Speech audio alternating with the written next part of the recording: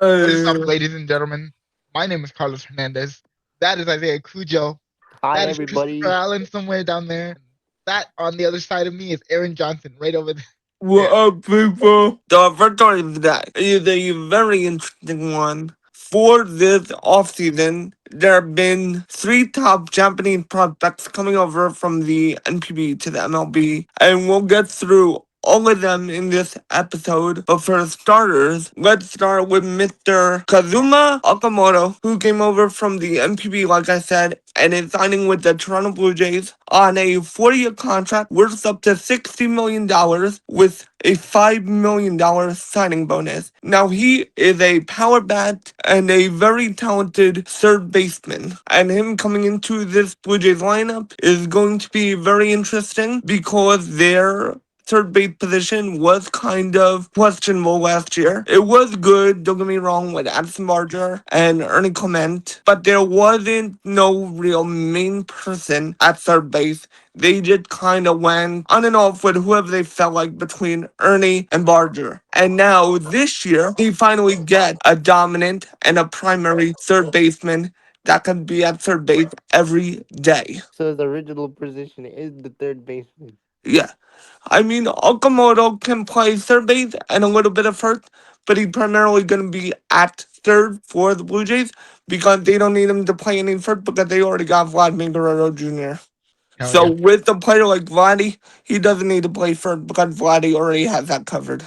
Do you think this makes up for Boba Fett going to the Mets, or It's funny that you say that. Bo Bichette for the Toronto Blue Jays was a shortstop, not a third baseman. But however, as we will move into in a few minutes, Bobichet is, however, playing third base for the Mets. So does it make up for Bobichet leaving? No, it doesn't. If Bobichet would have stayed, I think the lineup would have been better, in my opinion. But it does make sense why they did that trade last year when they got Andres Jimenez from Cleveland last offseason because Andres Jimenez was somebody that could play second and short, and now he will be at short full time, covering and replacing Bobichek. I did want to move on to the next story since you were already bringing it up. So I Yeah. did go So, ahead and just bring it up here. so our next story, as we were saying, Bobichek is signing a deal with the New York Mets. Now, like I just said, Bobichek will be playing third base for the Mets instead of playing shortstop like he did for the Toronto Blue Jays basically his whole career. And that reasoning is Bobichette has said he does have interest playing other positions, but frankly, the Blue Jays felt, I get that they didn't really need him to play other positions. So if he would have stayed with the Blue Jays, he would have stayed at shortstop, but he wanted to expand his horizons and be more of a, I don't want to say be more of a utility player, but he wanted to have more positions in his more arsenal. value, more More value, more more value? He wanted to be more versatile, as you said. exactly, more valuable, more versatile. Versatility was the word I was looking for. Thank you. Yeah. Here's my question about this. Are you a Boba Fett fan? I am, however, a Boba fan. Do you believe that he deserves to have more value, or do you think he's just better off being a shortstop the way the The way Blue the Jays Blue want? Jays used him? Yes. Yeah. Now, that's an interesting question. Bo Bichette has always been a shortstop. He did, however, play a little bit of second base in the World Series, so he has a little bit of experience playing outside of shortstop, but Mhm. it's going to be really interesting watching him play third base, a position he's never played before. And Which, we all know how it takes time for e- anybody to learn a new position. So exactly. Yeah. I picture it going to a new team too. That exactly. will exactly. And my whole thing with it too, I have a feeling that not that they're losing faith, but I have a feeling that the Mets think Bobichet at third base might be a better option at third base than what they currently had in Mark Vientos. who just changed agents this offseason, signing with Scott Boras. So yeah, Mark Vientos made the agent change going to Scott Boras, which makes me think that Mark Vientos might want out of the Mets soon, because usually when you sign with Scott Boras, that usually means not that you're not happy, but that you want more bang for your buck. I agree. Every franchise should want to be like that. And also, Bobajet being the player that he is, his contract with the Mets is going to be worth for 3 years up to $126 million. So to me, I feel like that's a great contract for Bo, but Is he worth that value? is he worth that value? Exactly. I mean, he would be worth that value at shortstop, but as a third baseman, it's a question mark. It's a Story number three. So now sticking with our Mets flavor, which we're gonna stay on for the next couple minutes. So the Mets receive Freddie Peralta and minor league pitcher Tobias Myers. And the Bruins receive minor league infielder Jet Williams and minor league pitcher Brendan Sproat. Now, Jet Williams and Brendan Sproat, I think very highly of. Jet Williams is definitely a great minor league infielder. He would have been on the Mets roster within the next 2 years if they didn't trade him. I mean, hey, they had to do what they had to do to get Freddie Peralta. and Freddie is an actual closer, so and that's something No, they. Freddie, the starting pitcher. If we run it, who is their closer since Diaz left for the? Devin Williams. Ah, okay. So Freddie Peralta is a starting pitcher now in the rotation with the Mets needed. They needed another arm in the rotation, and to my admired is just a plus arm, which I think that they're gonna add to the major league roster into the bullpen, or he could be down in the minors, like either Syracuse or Binghamton, or I don't know where they're gonna put him. I think he's either gonna be in Syracuse or with the Mets themselves. But Freddie does have a big arm, and like I said, Joe Williams, great minor league infielder, and Brendan Sproat just made the team last year. Another great young arm. So I could definitely see why Brendan Sproat went for Freddie Peralta. Mhm, But it would have been nice to see Brendan Sproat play alongside Freddie. mhm. But obviously, when it comes to making a deal for an ace, it always comes with a cost, and you gotta pay that price. And unfortunately for the Mets, Brendan Sproat was part of that price. So he had major league experience.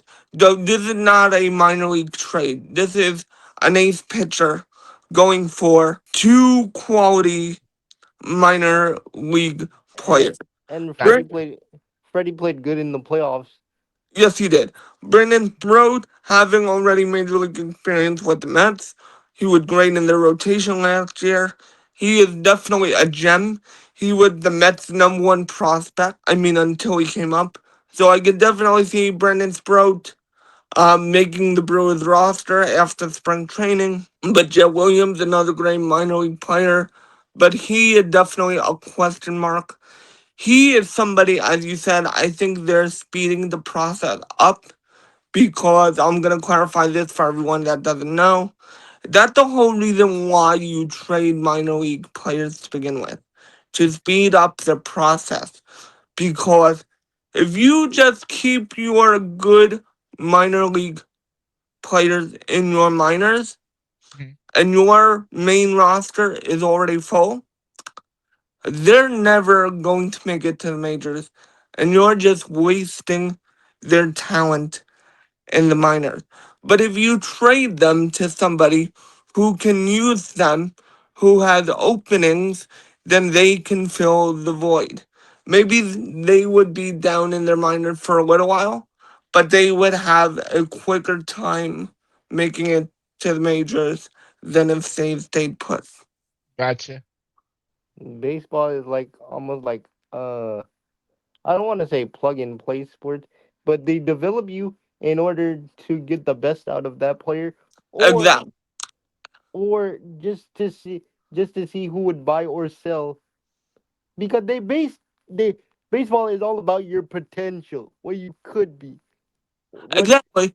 And I've heard this so many times from other fans, and I totally agree with this. Prospects are just prospects until they're proven otherwise.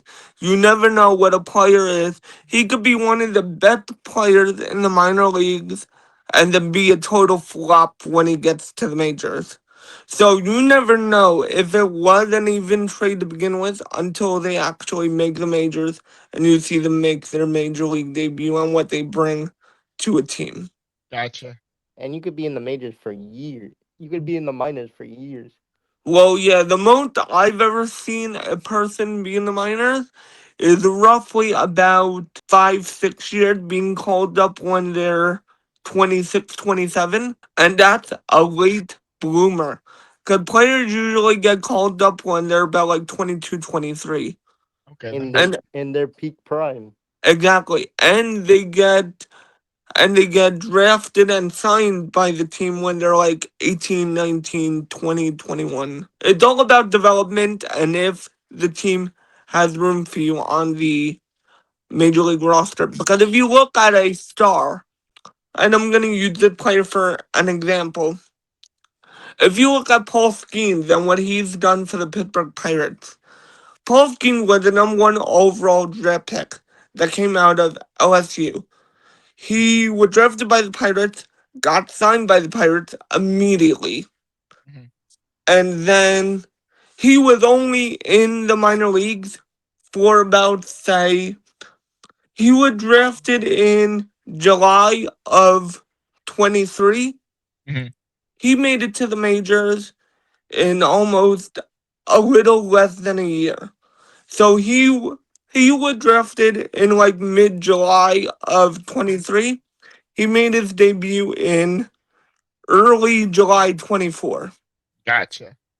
And that's quick because usually a player is usually down in the minor leagues for maybe 2 or 3 years before they see the majors.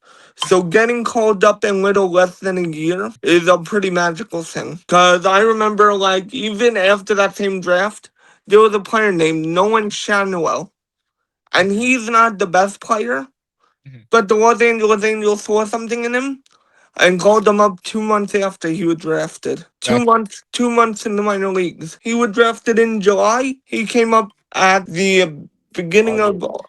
at the end of August, beginning of September. Our next story, just like Cujo said. Is the New York Mets trading with the Chicago White Sox for Luis Robert Jr., who is an outfielder who is going to add to the Mets defense in the outfield and is going to add to their offense as a power bat in their lineup. Now, in my opinion, some people might disagree with me because of his age, but me just watching him, he is out of his prime already. But some people may argue that he's still in his prime because of his young age of 28. And But frankly, I think he lost his prime like a year or two ago, just by what I've seen him play in his earlier career versus where he is now. I think he's already been on the decline for a year or two, So I have a and he's question then. gotten so much older. I have a question then because you Yeah, said he's 28, right? in yeah. baseball terms, that's considered out of your prime. Right.